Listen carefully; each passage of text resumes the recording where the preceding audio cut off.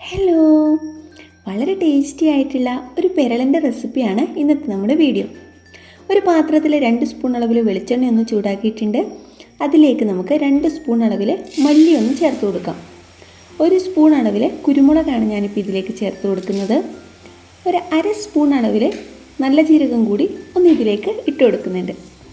ഇത് നമുക്കൊന്ന് ഫ്രൈ ചെയ്തെടുക്കാം. നന്നായിട്ട് കരിഞ്ഞു പോകരുത്.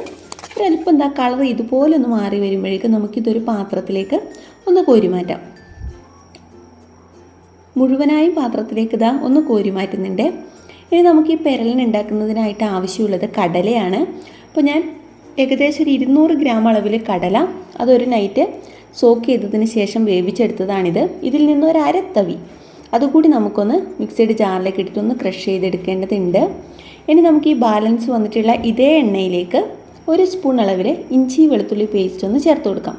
ഇഞ്ചിയും വെളുത്തുള്ളിയും ചതച്ചത് ചേർക്കുന്നതായിരിക്കും കൂടുതൽ നല്ലത്. ഒരു കുഞ്ഞു കഷ്ണം ഇഞ്ചിയും 2 വെളുത്തുള്ളിയും കൂടി ഒന്ന് ചതച്ചെടുത്തിട്ടുള്ളതാണിത്. ഇനി നമുക്ക് ഇതിലേക്ക് ഇട്ട് കൊടുക്കേണ്ടത് സവാളയാണ്. ഒരു മീഡിയം സൈസ് സവാള അതൊന്ന് ചെറുതായിട്ട് കട്ട് ചെയ്തതാണ് ഇതിലേക്കൊന്ന് ചേർത്ത് കൊടുക്കുന്നത്. സവാള പെട്ടെന്നൊന്ന് വഴറ്റി കിട്ടുന്നതിന് വേണ്ടിയിട്ട് ഞാൻ ഇതിലേക്ക് ഉപ്പൊന്ന് ചേർത്ത് കൊടുക്കുന്നുണ്ട്. ഞാൻ കടല വേവിച്ചെടുക്കുമ്പോൾ അതിൽ ഉപ്പും മഞ്ഞൾപ്പൊടിയും ചേർക്കാതെയാണ് വേവിച്ചിട്ടുള്ളത്. അങ്ങനെയും ചെയ്യാവുന്നതാണ്. ഉപ്പും മഞ്ഞൾപ്പൊടി ഇട്ടിട്ടും വേവിക്കാവുന്നതാണ്. അങ്ങനെ ചെയ്യുമ്പോൾ കൂടുതൽ ഉപ്പ് അതിൽ നന്നായിട്ട് പിടിച്ച് കിട്ടും. പക്ഷേ ചില കടലകളിൽ ഉപ്പിട്ടിട്ട് അത് വേവിക്കുമ്പോൾ അത് വേവാതെ വരാൻ സാധ്യതയുണ്ട്. അതുകൊണ്ടാണ് ഞാൻ ഉപ്പിടാതെ വേവിച്ചിട്ടുള്ളത്. ഞാനിപ്പോൾ ഇതിലേക്ക് 1 സ്പൂൺ അളവിൽ ഉപ്പൊന്ന് ഇട്ട് കൊടുത്തിട്ടുണ്ട്. നമ്മുടെ ഉള്ളി ഒന്ന് വഴറ്റി അതൊരല്പം സോഫ്റ്റായിട്ട് വരുമല്ലോ. കുറച്ച് നേരം ഒരു 2 മിനിറ്റ് ഇതാവൊന്ന് വഴറ്റി കൊടുത്തിട്ടുണ്ട്. സോഫ്റ്റായി വരാൻ തുടങ്ങുമ്പോഴേക്കും ഇനി നമുക്കിതിലേക്ക് ഒരു 1/4 സ്പൂൺ അളവിൽ മഞ്ഞൾപ്പൊടി ഒന്ന് ചേർത്ത് കൊടുക്കാം. ഈ ഒരു ലോ ഫ്ലെയിമിലേക്ക് ഈ ഒരു സമയത്ത് മാറ്റാൻ പ്രത്യേകം ശ്രദ്ധിക്കാം. എന്നിട്ട് നമുക്കിതൊന്ന് വഴറ്റി കൊടുക്കാം. ഇല്ലാന്നുണ്ടെങ്കിൽ പെട്ടെന്ന് കരിഞ്ഞു പോകാനുള്ള ചാൻസ് ഉണ്ട്. അതുകൊണ്ടാണ്. ഇനി നമുക്കിതിലേക്ക് ഒരു 1/2 സ്പൂൺ അളവിൽ നമ്മുടെ കാശ്മീരി മുളക് പൊടി ഒന്ന് ചേർത്ത് കൊടുക്കാം. സാധാരണ മുളക് പൊടിയാണ് ഉള്ളത് എന്നുണ്ടെങ്കിൽ അത് ചേർത്ത് കൊടുക്കാം. നമ്മൾ നേരത്തെ കുരുമുളക് ഫ്രൈ ചെയ്തിട്ടുണ്ടായിരുന്നു. എന്നാലും കുറച്ചുകൂടി ഒരു എരിവിന് വേണ്ടിയിട്ടും അതായത് നല്ലൊരു കളറൊക്കെ കിട്ടുമല്ലോ അതിന് വേണ്ടിയിട്ടാണ് ഇപ്പോൾ ഞാനിത് ചേർത്തിട്ടുള്ളത്.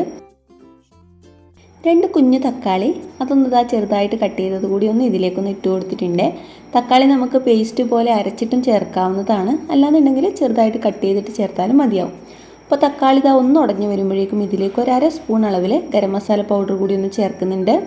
എന്നിട്ടൊന്ന് നമുക്ക് നന്നായിട്ടൊന്ന് വഴറ്റി കൊടുക്കാം. ഇനി നമ്മൾ ഇതിലേക്ക് നമ്മൾ നേരത്തെ ഫ്രൈ ചെയ്ത് വെച്ചിട്ടുള്ളതും അതുപോലെ തന്നെ ഒരു അരത്തവി കടല കൂടി അതൊന്ന് മിക്സിയുടെ ജാറിലിട്ടിട്ട് ഒന്ന് ക്രഷ് ചെയ്തെടുത്തിട്ടുള്ളതാണ്. നന്നായിട്ട് അരഞ്ഞ് പേസ്റ്റ് ആവുമൊന്നും വേണ്ട. ഇതുപോലെ ഒരല്പം ഒന്ന് പൊടിഞ്ഞ് കിട്ടിയാൽ മതിയാവും. അപ്പോൾ അതുകൂടി ഒന്ന് ചേർത്തിട്ടുണ്ട്. ഇനി നമുക്ക് ഇതിലേക്ക് വേവിച്ച് മാറ്റി വെച്ചിട്ടുള്ള നമ്മുടെ കടലയുണ്ടല്ലോ അതൊന്ന് ചേർത്ത് കൊടുക്കാം. ഈ ഒരു സമയത്ത് നിങ്ങൾക്ക് വെള്ളം കൂടുതൽ ആവശ്യമാണെന്നുണ്ടെങ്കിൽ അതുകൂടി ചേർക്കാവുന്നതാണ്. അതുപോലെ ഉപ്പും കൂടി ഈ ഒരു സമയത്ത് നമുക്ക് നോക്കിയിട്ട് വേണമെന്നാണെങ്കിൽ ചേർത്ത് കൊടുക്കാവുന്നതാണ്. ഇനി നമുക്കിതൊരു ഹൈ ഫ്ലെയിമിലേക്കൊന്ന് മാറ്റിയിട്ട് ഇത് നന്നായിട്ടൊന്ന് കുറുക്കിയെടുക്കണം. നിങ്ങൾക്ക് ഗ്രേവിക്ക് എത്രയാണോ വേണ്ടതെന്ന് വെച്ചിട്ടുണ്ടെങ്കിൽ അതിനനുസരിച്ചിട്ട് കുറുക്കിയെടുക്കുക കേട്ടോ. ഉപ്പൊക്കെ നന്നായിട്ട് തന്നെ പിടിച്ച് കിട്ടിയിട്ടുണ്ട്.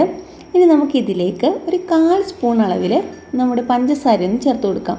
ഇല്ലാന്നുണ്ടെങ്കിൽ ഒരു അല്പം ശർക്കര ചേർത്താലും മതിയാവും. ഇതുകൂടി ചേർക്കുമ്പോഴാണ് നന്നായിട്ടൊരു ടേസ്റ്റ് കിട്ടുന്നത്. ഇപ്പം തന്നെ നല്ലൊരു മണമൊക്കെ വരുന്നുണ്ട് ഇവിടെ മുഴുവനും.